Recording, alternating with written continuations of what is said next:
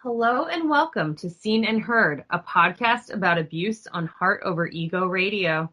This is an exploration of domestic violence through raw, unfiltered, and important conversations about the realities of domestic abuse, its effects, the survival tactics, and the work being done all over the world to end abuse and more. Myself, Mandee Elam, Vanessa Hill, and Lexi Duquette are all childhood friends from Vermont. Life led us all on very different journeys. However, each of us have experienced some form of abuse. We chose to come together to host a discussion around healing it. Welcome, ladies. How are you both today? Hi, good. Wonderful. How are you? Doing well. Still up here in the Northeast Kingdom of Vermont and enjoying my time here. Can't complain. Cool. Yes. What about you, Lexi? Enjoying this beautiful fall day. The foliage is just absolutely gorgeous. So I am trying to spend as much time as possible outside today. Same here. How are you feeling? How are you feeling, Vanessa? Good. It's my daughter's first day of pre-K. Oh. So, yeah, it's so nice to have the house to myself, but I miss her so much. I can't wait to pick her up in a couple hours. Oh, good. Well, we're certainly wishing her a good first day. Oh, when we got to the school, she wouldn't even let me take a photo of her. And she was you can't go in the school. You can just stand in the entryway now.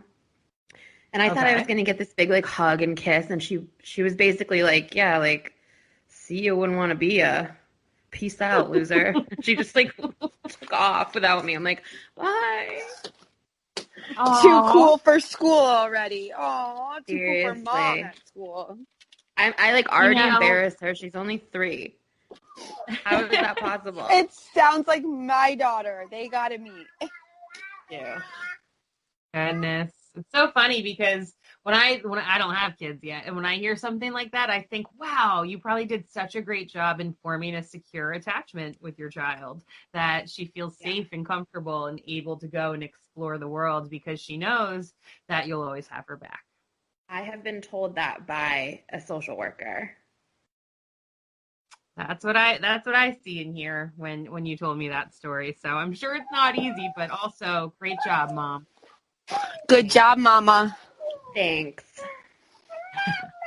So, Vanessa, we have a lineup of things we kind of want to chit chat about today. What do you want to kick us off with? Yeah, so just, reading like I do every day. And it's interesting because it seems like for months, it's just been smaller newspapers reporting on the rise of domestic violence intensity since the pandemic. And then I just didn't feel like I was seeing the bigger news outlets talking about it. And then yesterday, NBC News published a story about how really grave the situation has become. And there's now data that they don't have the full scope of really what's going on until far into next year. But there's already data suggesting that domestic violence homicides are already twice what they were in 2019. And the rise of the influx of the homicides really started at the beginning of the pandemic, so March. And prior to this year, most counties in the country were seeing declining domestic homicides. And we were doing really good for 4 years. So, I know we talked about that, I think in the last episode, but it really goes to show you. Mind. I know, and it just goes to show you that without, social protection, this runs rampant because victims are just in their homes with their abusers much more. And this is just, taking off. 1,000%. And it's like, you don't want to feed that fear, and you don't want to put that energy towards like, oh my gosh, something really bad could be happening. But it most likely is. People are really stressed out right now. When abuse takes place, it's often because there's some sort of trigger, whether that's, financial stress, emotional, physical, whatever it is. But every single person is feeling threatened at this point by an invisible enemy with this pandemic happening. And it's going to cause people to trigger and to snap. And it's really sad and scary that it's confirmed that it's at least already doubled. Yeah. And I mean, the opportunities for people to get out of the house and to reach out to someone or to go to the police station or to go see a lawyer or to go see an advocate, they don't even have the excuse to go do that anymore because it's like, well, where are you going? There's a pandemic. Like, you're going to the store again? I don't think so.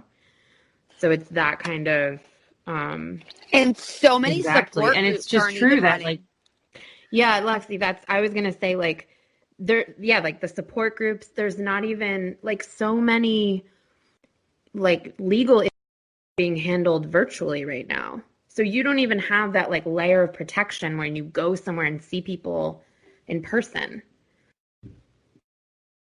Nope. It's been stripped of us at this time.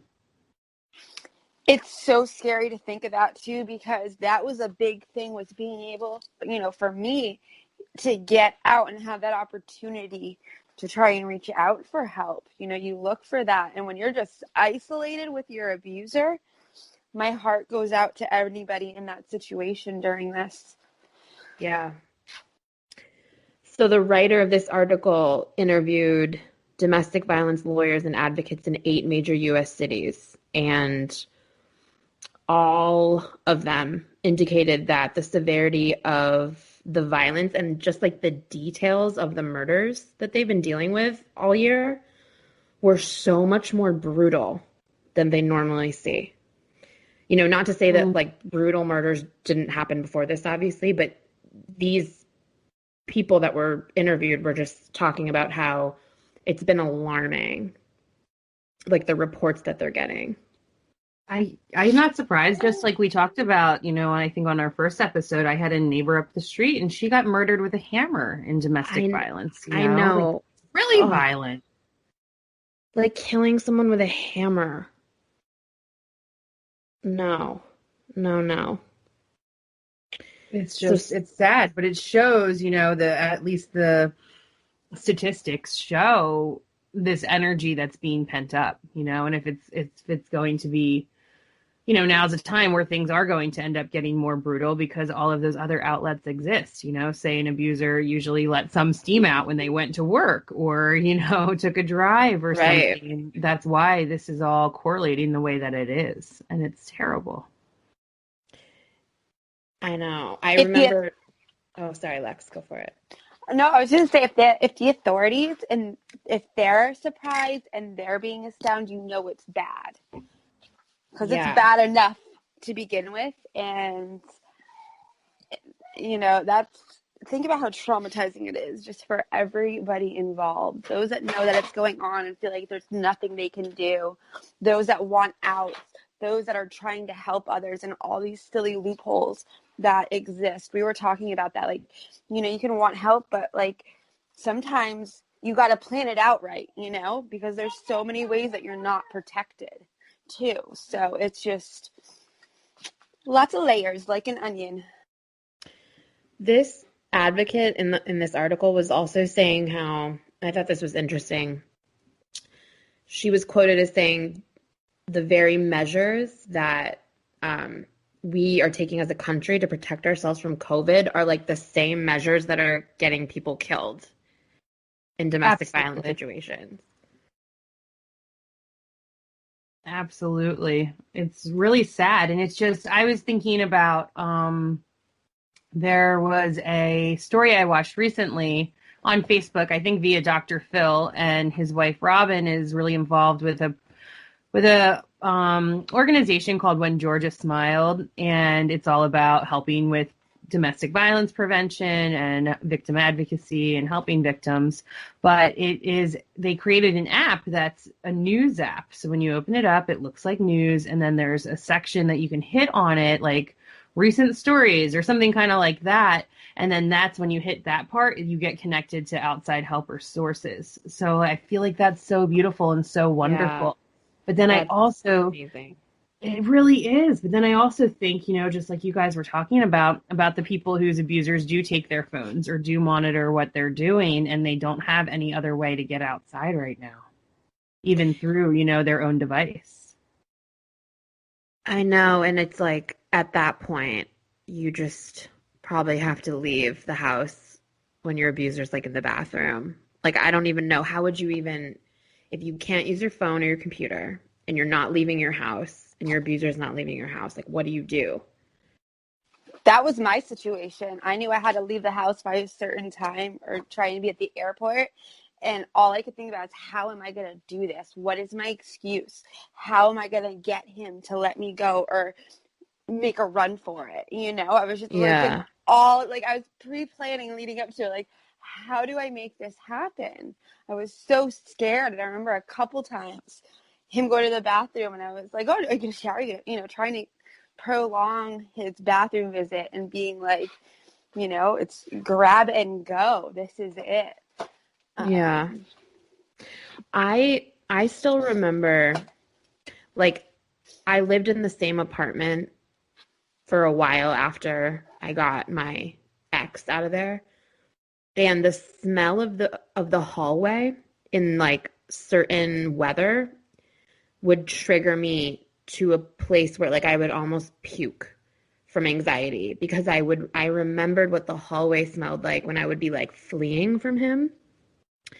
And it just like, it was so powerful, just like the smell and like trying to. They say the scent, like how powerful that is, that certain scents can bring you back to that time and that your body then like fully relives it.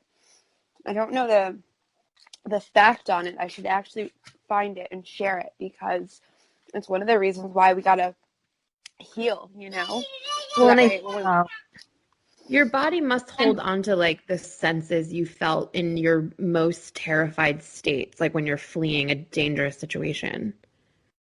Absolutely.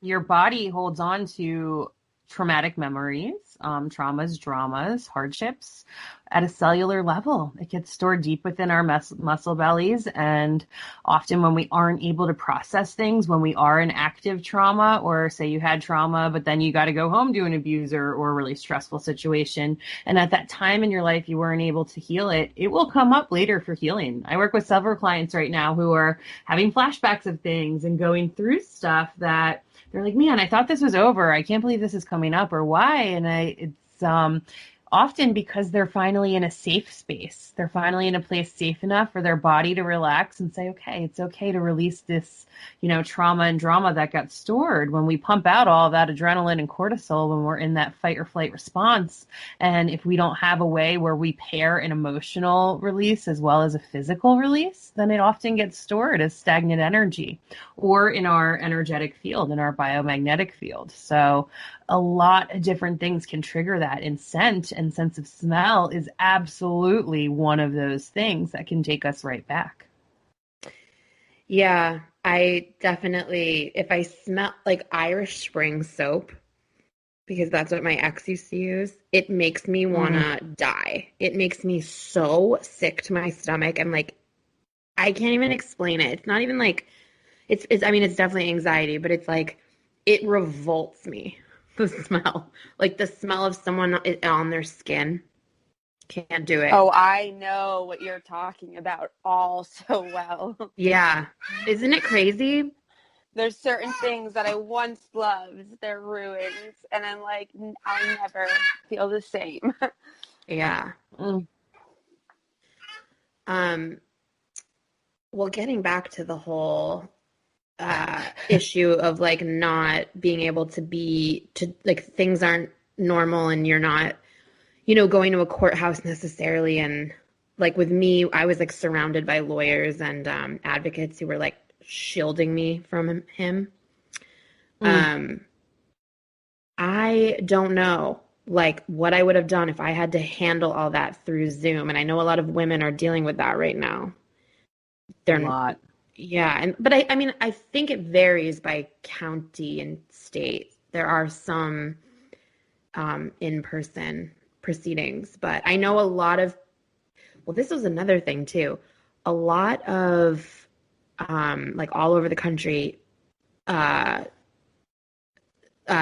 people that have been arrested for domestic violence, they're being let out with like really low bonds or no bonds because the jails are overcrowding because they can't process convictions and trials.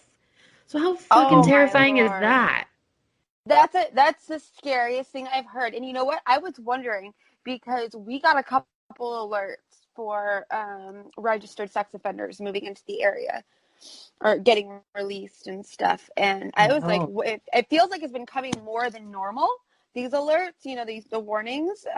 So I was wondering. I was like, I wonder what is going on. Yeah. Yeah, I just can't imagine finally getting, you know, someone out of my life and having that person arrested and then they're released early because of, you know, overcrowding or something. You know, that would be so stressful.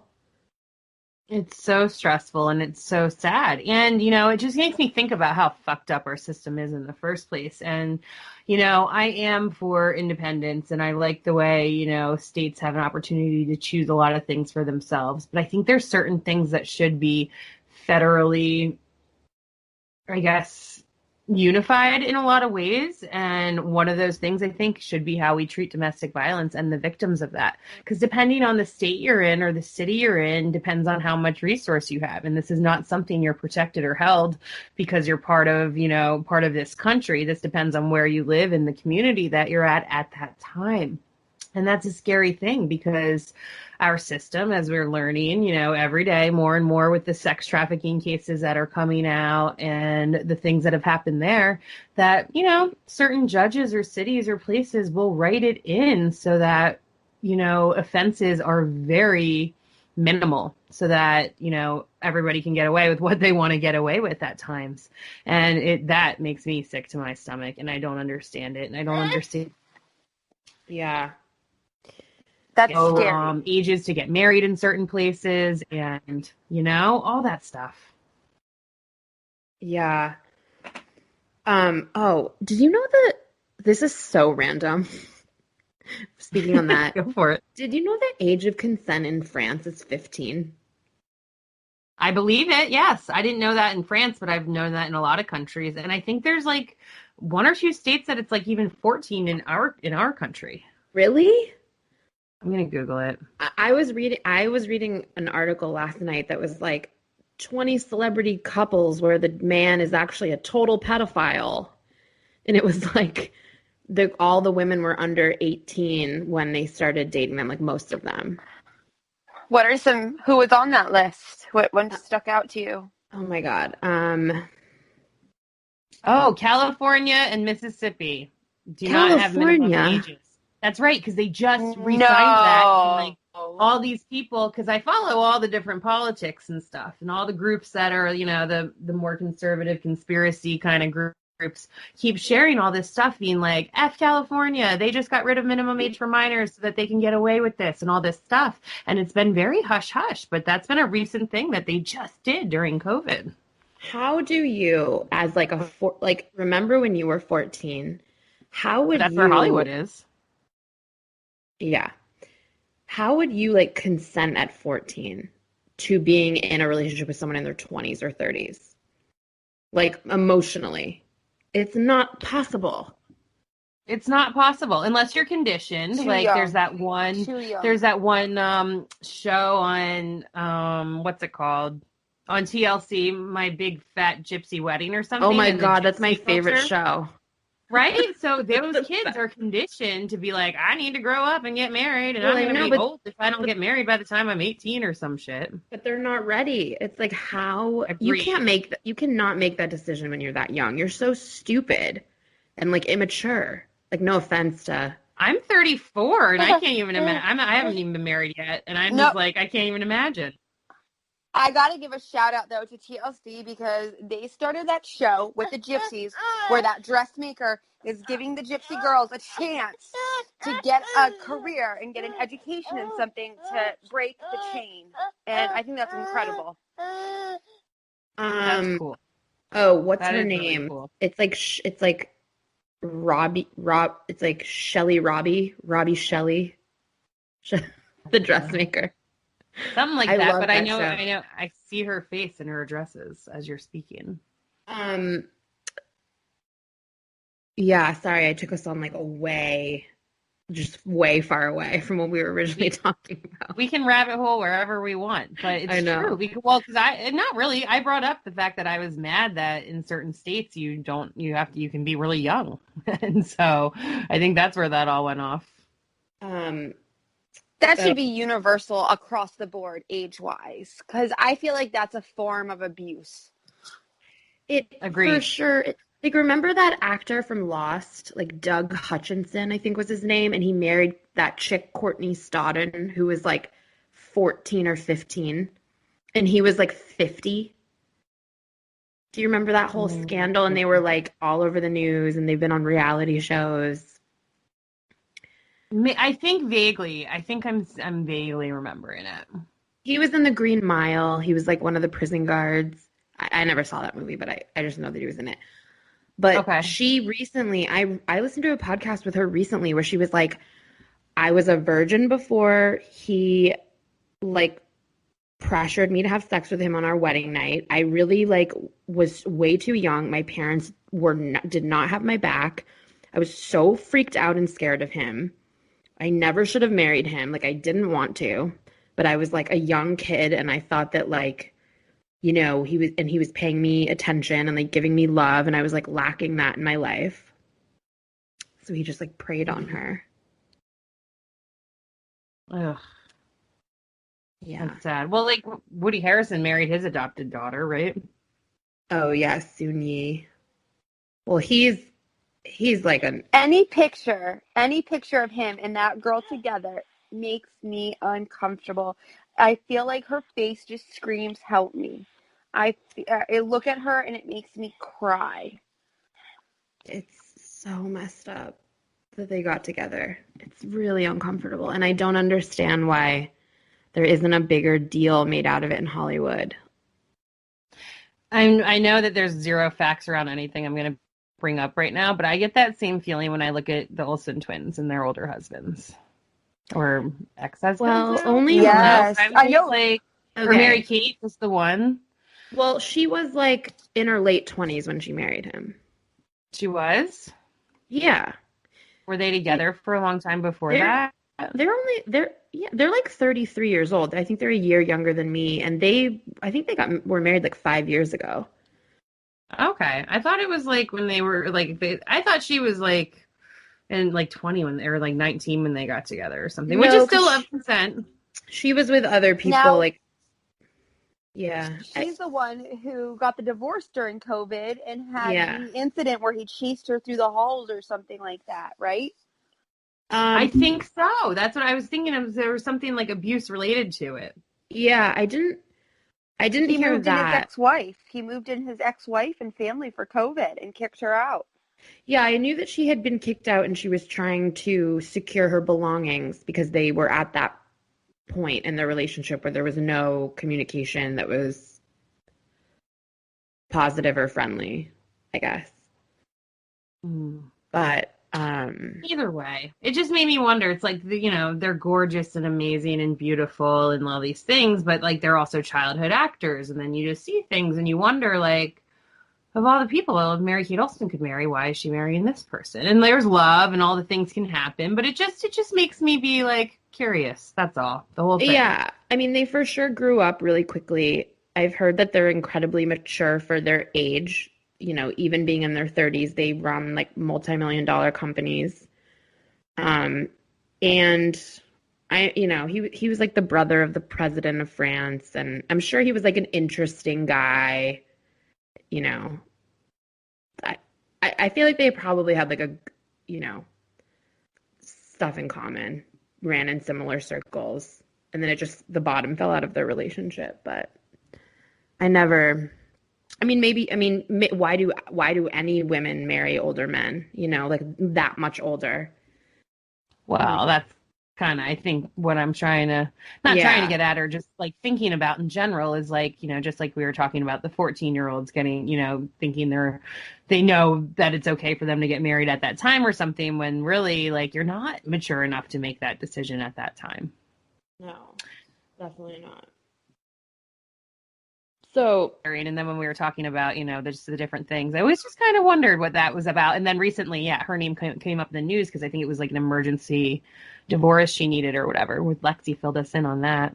Yeah, she was trying to get an emergency divorce, and they were like, "Listen, go get a hotel.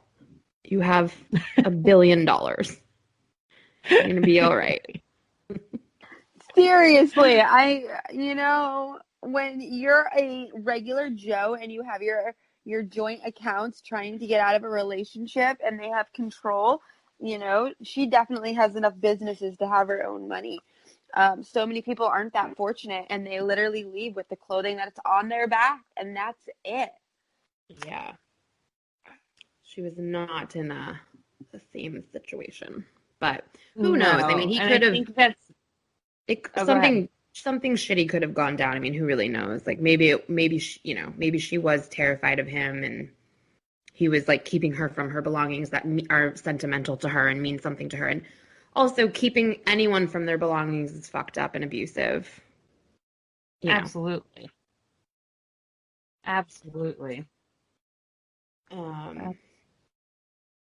Wow. So if you are just tuning in, you are listening to the Seen and Heard podcast here on Heart Over Ego Radio. Heart Over Ego Radio has over 10 shows a week now that we're producing, I think, and more coming by the day. You can follow us on Facebook, Instagram, give us a like, chat with us. You can download on any of our podcasts on any major podcast app. If you can't find it by the original show name, simply search Heart Over Ego Radio and you will find us. Lex, what were you going to say? Now, Vanessa, was there another thing you had to talk about today? Yes. Well, there were a couple more things about what we were talking about first that I wanted to just mention. Let's jam.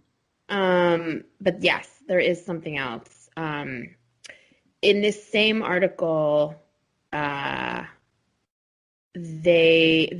writer was talking about how victims are less likely to die statistically. Victims are less likely to die if they've ever reached out to anyone.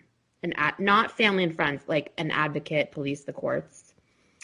And most people, most people in the fatality review is what they called it, had never, so anyone that had been murdered, I think the article said like 80% or 85% had never made contact with any outside help.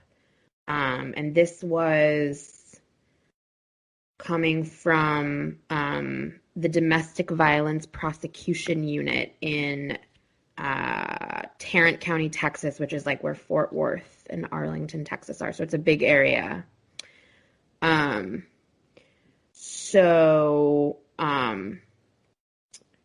kind of huge. Like, that's kind of really huge. Because I mean, that's a good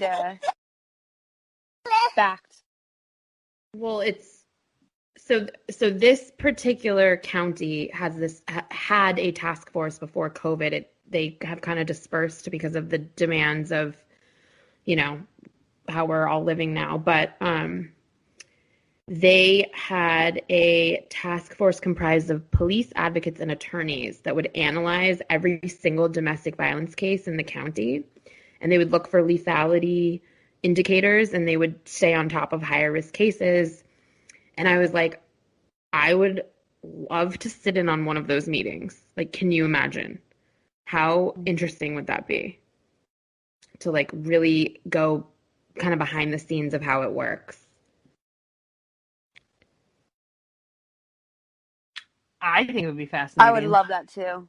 I mean, it would be, I'd have to, as we talk about on Heart Over Ego, practice some energetic shielding, going in, because just hearing some of that stuff can be traumatic and it's not easy. But did you say it broke up a tiny bit? Did you say that this force got taken down, or is it still happening? Or it was functioning really well. It was a thing. And then I think it said like this past spring, they kind of had to disband because the caseload was just too much and they had other things going on. But yeah, I was like wondering if this is a thing in all over the country, this like this domestic violence task force, because I've never heard of this before.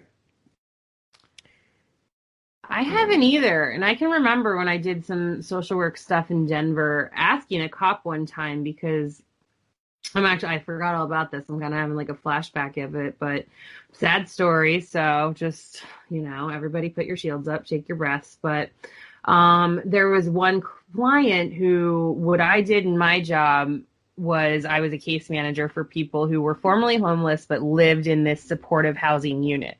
Now, some of these people were on my caseload, and some of them didn't have any case managers. They were just random people who got vouchers but didn't have any supportive aspect to that, which is where you get a case manager or someone to help you. And a lot of times, some of these people who just, lucked out and got a voucher, like, they weren't really that functioning and did need help.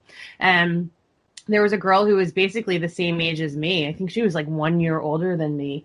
And she definitely, I don't know what her diagnoses were, because I was not her case manager and I didn't know her story as much, but she was definitely mentally ill and would suffer from different things. And if she wasn't on her medicine, then she wasn't, she wouldn't act right. And she would always think there were like bugs in her hair, or she'd start to just, have these kind of episodes and whatnot. And so she did have some sort of case manager, but that person, in the time I was there, their job got turned over probably 3 times. So she didn't have like a really good relationship with someone looking out for her. And that's part of the problem with the system too, are all these case managers and people, they get overworked and the caseloads get so crazy, turnover so high, and all these people just get left in the dust. So this girl like got locked out of her apartment, or locked her keys in there or something, and was having kind of one of her episodes. And she's also someone who will talk to everybody. And there was a lot of gang members who would walk by all the time at night. And I watched the video of the surveillance camera of what had happened, because we were trying to identify some of these people.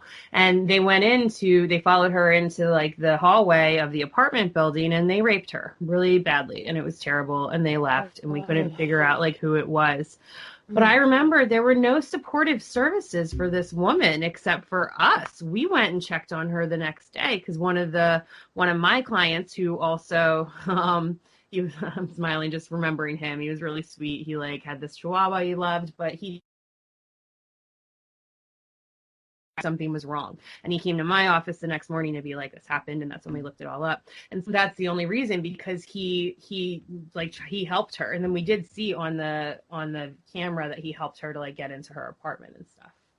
But like, it's just so sad that these things happen all the time. And it's so hard in general just to have support on a normal day in this country, let alone everything that's happened with COVID. And then there's these humans that have fallen behind because they don't have the same cognitive skills as everybody else. And then they're susceptible to these things happening. And it's really sad. And then I remember I was the only person that she talked to about that. And I could have gotten in trouble. I wasn't even supposed to really be like talking to people who weren't on my caseload that much. But I'm like, this is another human who doesn't have like any sort of resources right now. And I remember when I was leaving, calling like her newer case manager to tell them like everything that had happened, and just to be aware that she's really vulnerable. And it's just sad because now, I don't know anything after I left that position as to, what happened to her. But these little things that are huge things happen all the time and just slip right through this current system that we have. And it's hard. Yeah. And I'm sure now, I mean, it's just even more so right now with people just not being taken care of. Absolutely. The isolation is so bad right now. Yeah. And there's nothing like there. There is not much going on. Everything's been canceled, defunded, pulled. It's a struggle across the board, I feel like. Yeah. Well, I guess, there's advocates out there that are, going to courthouses, trying to stop, high risk offenders from getting decreased bond amounts, and courts are expanding their domestic violence bond hearing days, and there is some organization on the ground to get control of things. And That's good. And it's got me brainstorming as to what we can do. Lexi, Vanessa, and I have talked about just creating an online resource that helps people via our little Facebook community and page. But it'd be really nice if we could have some sort of something, even if it's social distance, where, people can just meet up and talk outside somewhere or something, give people a reason to come and do something or give them a place, because the places and the offices and the safe zones that usually were there a lot of them are pretty shut down right now and switched over to Zoom. Well, that's a good segue into the next thing I wanted to talk about. Perfect. Which is an article I stumbled upon about, it's in Utah. And it's this newly formed organization called Bikers Against Domestic Violence. And it's funny because so this is their mission statement on their Facebook page. They don't have a website.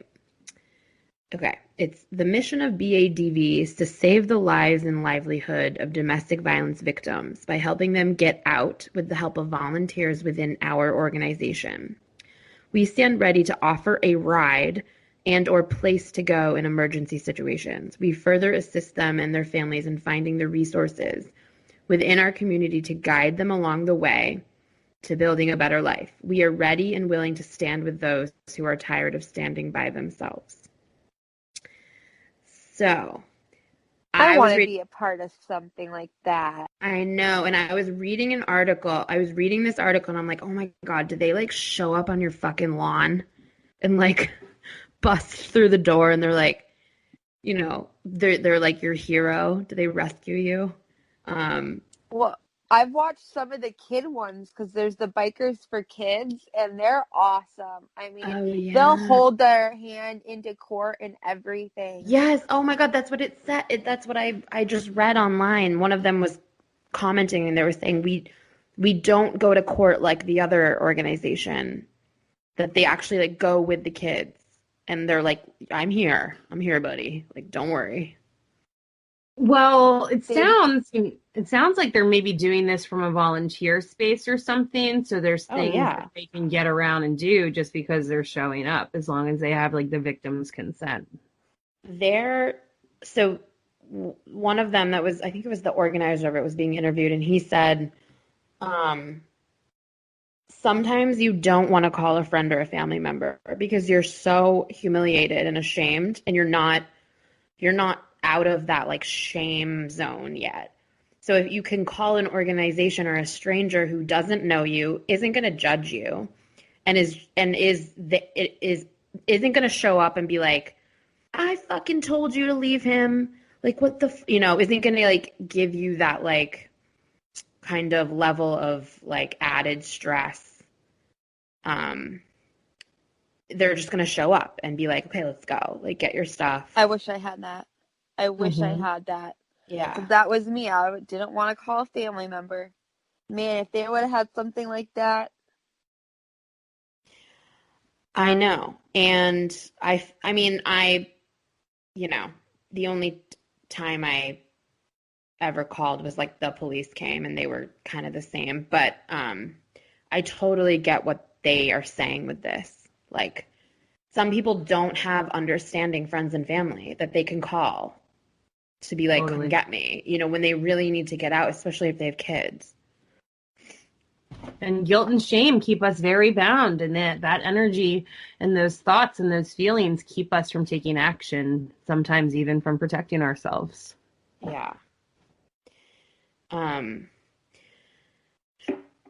it was saying in the article that two friends of the people that organized the organization were recently murdered in domestic violence attacks. Oh, So that's man. what inspired them. Yeah. And, I think it also just speaks to like the bigger issue, which is that community effort. And, if even if you're a totally law-abiding citizen, and you're a victim, calling 911 and having the police like roll into your neighborhood and come into your home can sometimes be like super terrifying and stressful. And I think just there's different ways for people to get out of situations, and maybe your way is to like have something like this get you out, and then you can go see the police. Then you can go see, the lawyer or the advocate. Right. Once you're in a physically safe space. Yeah. If you just sneak out to go see a lawyer or an advocate and then sneak back, like, then you're afraid of getting caught or in trouble. And like you said, what was the percentage more likely if you do reach out to someone in authority to be murdered? It was much higher, right? So if you have ever reached out to an advocate, a group like this, a police officer, a lawyer, your risk of being killed by your partner really like significantly decreases. So yeah, and also when you call the police and your abuser knows you called the police, that's really that's the zone of terror. That's the tipping right there. point. Yeah. Because they know the police are coming for them. I remember when I called the police on my ex, I was like, it was the most terrifying 5 minutes of my life, because I was like, now he knows he's going to get arrested, but myself and my baby are still in the house with him. Like, what if he just says, fuck it? And that's what happens a lot. That's when a lot of people get murdered. Absolutely. And response time, that's lucky and amazing that you had help in 5 minutes, but a lot of other people don't experience that. And sometimes it takes 20 minutes or a half hour, 45. And I know. Yeah. Oh my God. I feel like everywhere, the 3 locations all of us are in right now, like if your house was on fire, like it would take how long for for anyone to show up, or if someone dropped over with a heart attack, yeah, it would be a good half an hour where I live for anyone to get here. Yeah. Totally. So there's that element to it too. Time is really important. And when you do make that call, sometimes you don't have a lot of time. Yeah. But this is all case by case, and this is all just discussion, and and that's why we're just talking about these things on this show right now, just to raise some awareness for whoever and whatever might need it. Another little interesting tidbit I learned. Do you guys know what aggravated murder means? Doesn't it just mean it's kind of like they were angry or escalated in some way or another, and there might have been some premeditative aspects to it? But that's a guess. It means murder made more serious by its violent circumstances. So if someone is charged with aggravated murder, it means that the way that they killed someone was in a especially egregious way. Especially brutal way. Okay, yeah. Ugh. I didn't know that. I just because one of the people that killed the friend of the motorcycle group, he was charged with aggravated murder. And he was charged with attempted criminal homicide, because he strangled her first and then shot her. And he didn't kill her by strangling her, but they charged him with attempt just for that, which I thought was interesting. I mean, might as well get him for everything you can, though, right? Yeah, I mean, I don't think he'll ever not be in prison, but I thought that was interesting. hard telling not knowing in the COVID days when all these people are getting released right now, right? For I don't think they release murderers. I think murderers get to stay. Yeah, I think I'm just being murderers are. sarcastic. Okay, I was like, I don't. Well, no. But that's the thing is, though, somebody who gets released could eventually lead to an aggravated murder. Exactly. Oh, exactly. Yeah. Oh, yeah. That's what's terrifying about it. Totally. So yeah, I wish there was a bikers against domestic violence in my area. What we need to like encourage that. I know. How do we encourage that? We can be the advocates that can team up with them. I mean, well, maybe it's something that, you know, we can certainly talk about this off the show and whatnot too, but that's something that you can easily set up like a program that other places could mimic. So like bike groups, for instance, like they're kind of got their own little chapter, their own little crew or fraternity or sorority or gang or whatever you want to call it, that they all look different. But if that one, you know, group sets up some sort of little model that other, you know, biker groups could build off of or copy and cater to their own little style, like that's how I could see it spreading really nicely and people coming together and working together. I did notice other chapters of this, but I don't know if they're like, it looked like they were chapters, but I don't know if they're actually affiliated in like different states. Yeah, and lots of biker groups have different chapters all over. But there's also lots of different other kind of chapters and groups and things, you know, or just organizations of people. It might just be a group of moms who want to get together and say, I love what that bike group's doing. How can I create something really similar so that we can connect all this stuff and keep building upon the resources? Yeah. Well, I prefer the biker group. In my I mean, it'd be kind of really cool. Cooler for them to come rescue you than the group of moms. I hear what you're saying, girl. No, a group of moms would be cool too. I mean, what did they say? Hell hath no fury. Hell hath no fury, like a woman scorned. A woman scorned, or a woman's heart on fire, I think is there's like a native translation and it says something about that, a woman's heart on fire. But it's true.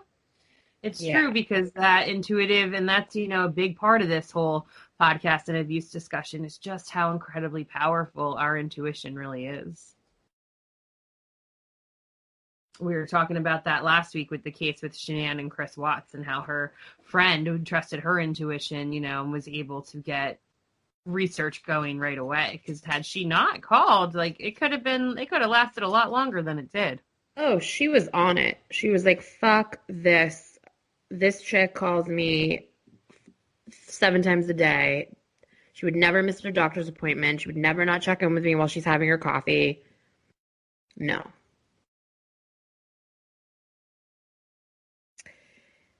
Yeah. I was did we lose Lex? I think we may have, but that's okay. She'll pop back on if she comes back around. I was thinking about I'm right here. I just had I had this school calling, so I might hop off. Well, no blessings with the school calls if you gotta hop down, girl. All right, girls. I'll be back. Okay. I was thinking about how last episode we were talking about the Chris Watts case. And I just feel like I didn't articulate myself well last week. And I was in the car on the way back from dropping my daughter off at preschool. And I was like, this is what I should have said. Clarify it. Shit, say it now, girl. I thought you were fantastic, but you always have other things to drop. No, because I felt like I got victim shamey with her. And I didn't, I was never trying to say like, she should have done XYZ to get out of the situation.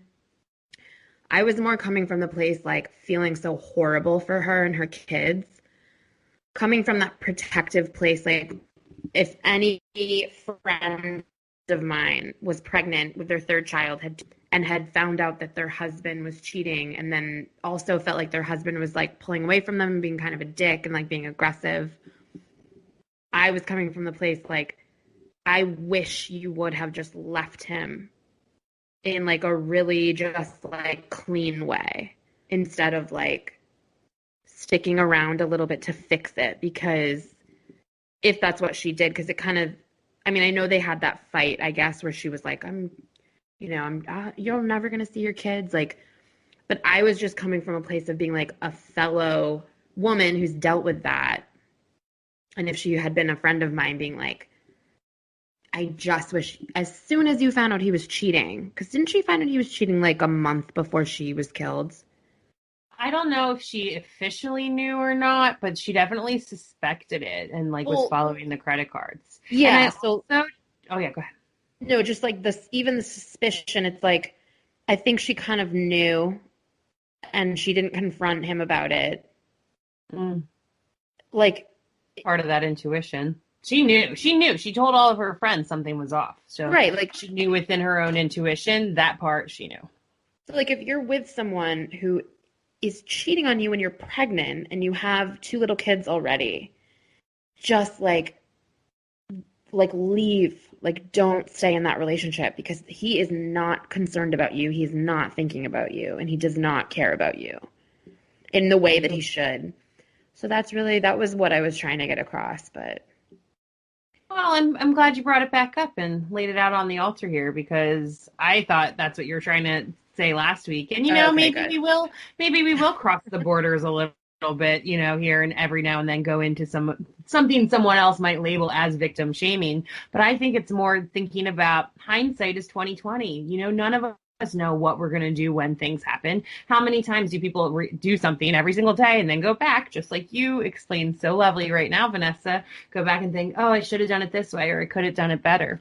When we talk about this stuff, it's just to plant seeds. There might be some victims listening that are in this situation and aren't able to get out quite yet. But perhaps, Vanessa, you planted a seed with someone because they listened to this. And in a year from now, they'll be pregnant with their third child and their husband will be cheating on them. They'll be like, you know what? Not worth the fight. I am just going to not try to make this marriage work and go and do other things because of whatever. So I just really honor you for bringing that up. And I personally did not think you were victim shaming, but I apologize to our listeners if anybody did. And we are going to brush those lines. And this is a great zone where we talk about the raw shit. I would feel so bad if anyone got that impression from that. It was bothering me for like a while. Well, that's how you clear it. You go back, you correct it, and what feels good for you, and you say it. So I honor that, girl. And I feel the same way too. It's like, we have all these red flags and we go back, and anybody who's been through abuse knows that we ignore the first red flags always, and we go back in that hindsight 2020 and we're like, shit, that was a red flag, that was a red flag, that was a red flag, but I didn't know it because I loved this person and I wanted to believe in the best and I trusted, or whatever it was. So I'm glad you brought all that up. Me too. It feels good to get that off my chest. Good. How are we doing on time? Let's see. We've got about 7 minutes left. Okay. So I have that one little story. We can save that for next time. Or, and you might have a couple other things too still on the list, right? What do we got going on? I actually don't. Oh, perfect. Well, then I think we should share this story, and then maybe we'll see where we get with it, but maybe it'll be a nice segue into our next episode, and we'll pick back up. What do you think? Okay. Yeah, go for it. So I watched this little clip about this case in Utah where two boys attempted to murder a girl.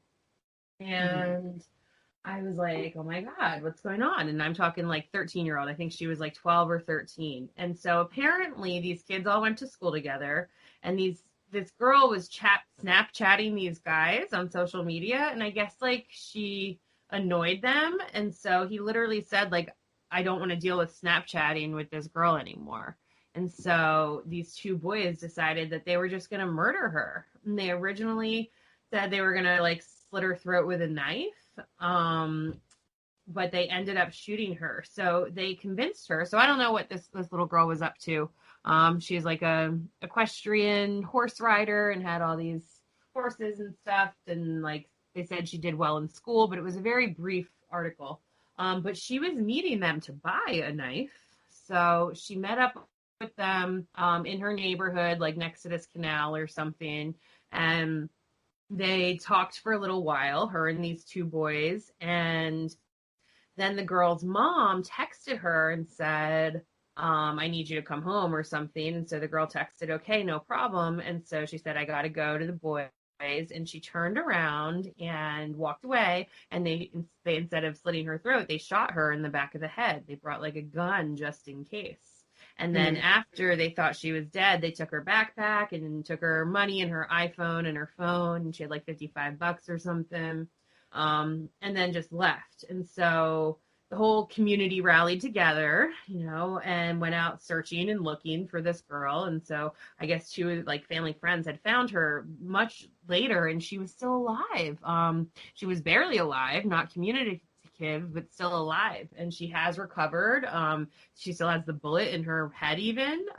They said she jokes around with her dad saying that she's stronger than a bullet.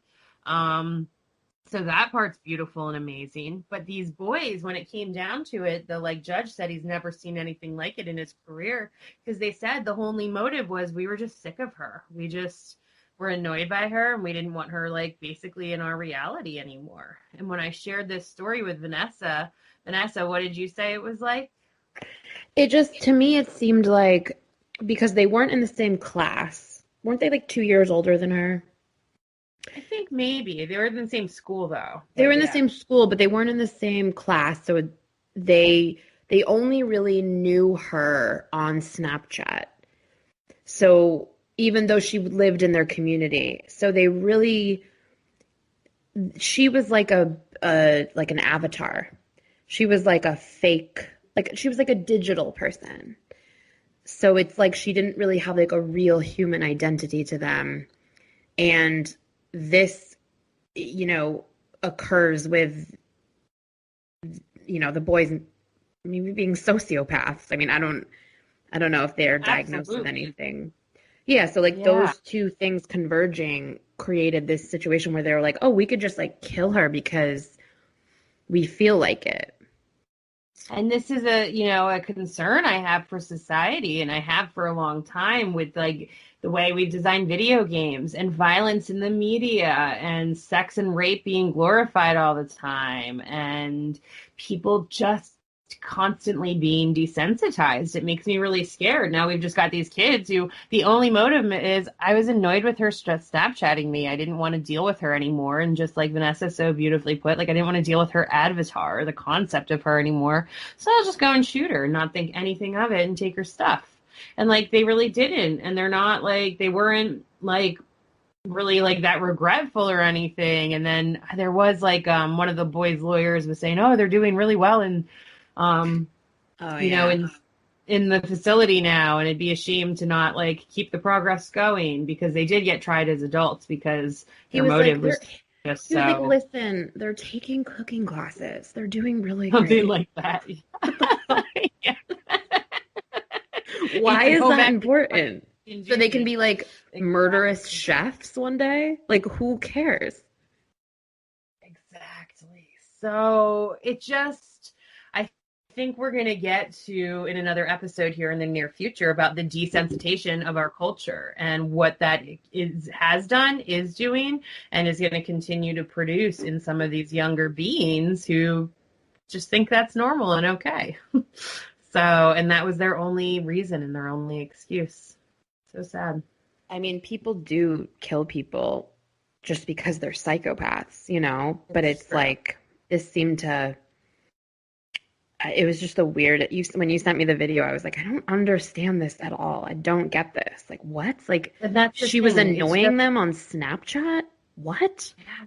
It's just perplexing. So that's why we're opening it up, and we're going to keep digging a little deeper into cases like this. And I just suspect that the desensitization of culture that we've been shoving down everyone's throats the past 30 years is going to have some sort of effect or create some sort of emotional numbness within people. So we'll see. Time will tell.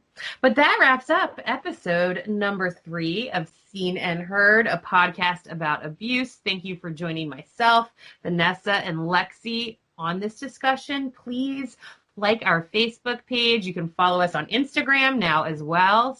Seen and Heard, a podcast about abuse. Instagram handle is at Seen and Heard Podcast.